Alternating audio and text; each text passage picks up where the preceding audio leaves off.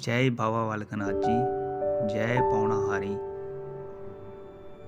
आज मैं आपको बाबा बालकनाथ जी की अमर कहानी के बारे में, बाबा बालकनाथ जी के सिद्ध पुरुष के रूप में जन्म के बारे में सबसे लोकप्रिय कहानी भगवान शिव की अमर कथा से जुड़ी है। ऐसा कहा जाता है कि भगवान शिव अमरनाथ की गुफा में देवी पार्वती के साथ अमर कथा सुना रहे थे और देवी पार्वती सो गई। गुफा में एक तोता का बच्चा था और वह पूरी कहानी सुन रहा था और हाँ का शोर कर रहा था। जब भगवान शिव अमर कथा सुना रहे थे तो अमर कथा जब समाप्त हुई तो भगवान शिव ने माँ पार्वती को सोते हुए देखा। तब उन्होंने देखा कि ये हूँ कौन कर रहा है। तो उन्होंने पाया कि ये एक तोता का बच्चा जो है वो अमर कथा सुन गया है।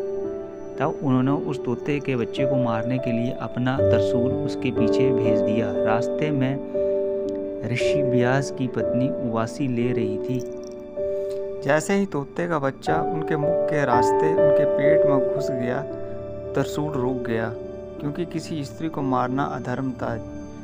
जब भगवान शिव को ये सब पता चला तो वे वहाँ आए और ऋषि व्यास को अपनी समस्या बताई। ऋषि व्यास ने उनसे कहा कि वे इंतजार करें और तोते के बच्चे का बाहर निकलने को कहें।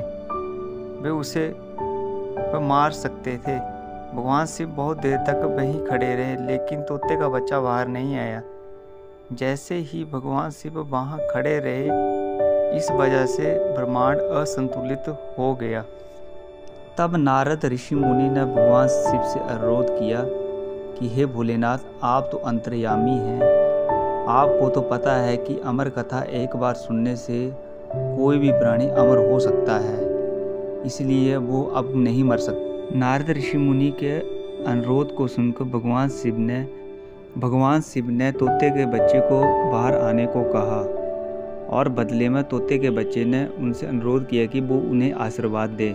भगवान शिव ने उन्हें आशीर्वाद देने के लिए स्वीकार कर लिया और तोते के बच्चे ने प्रार्थना की कि जैसे ही वो आदमी के रूप में बाहर आएगा, उसी में जो भी बच्चा पृथ्वी पर जन्म लेगा उसे सर्व ज्ञान प्राप्ति हो और वे अमर हो जाए।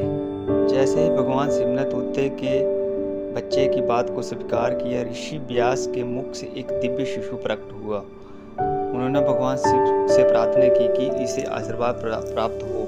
यही दिव्य शिशु आगे चलकर सुखदेव मुनि कहलाया। उसमें जन्म लेने वाले अन्य शिशु नौनाथ 84 सिद्ध के नाम से प्रसिद्ध थे। इनमें से एक थे बाबा बालकनाथ। ये थी बाबा बालकनाथ जी की अमर कथा। यदि आपको अमर कथा अच्छी लगी तो आप कमेंट करना, सब्सक्राइब कर लेना चैनल।